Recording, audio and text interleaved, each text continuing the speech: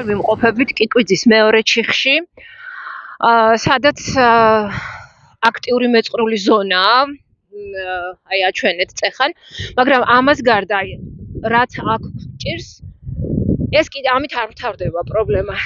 აი ჩვენგან წინ და მარჯვნივ სახლები რაც ჩანს, ყველა მეტრულ ზონაშია. ყველას წყალი აქვს საფუძველში და ძალიან მძიმე მდგომარეობაშია ეს სახლები. ეს არის 8 ნომერი. ხო, ვარ,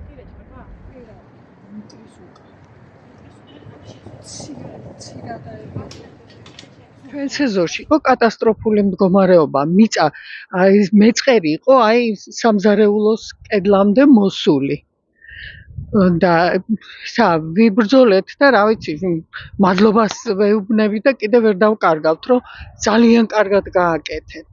ძალიან კარგად, მაგრამ ახლა შენარჩუნება ხო გვინდა ამისი? თუ ისინიც არ გაკეთდა, იქედან წყალი მოდის. ეს გაკეთებულიც ხო უნდა შევინარჩუნოთ. ეს არის ხო, კიკვიძის 8 ნომერია.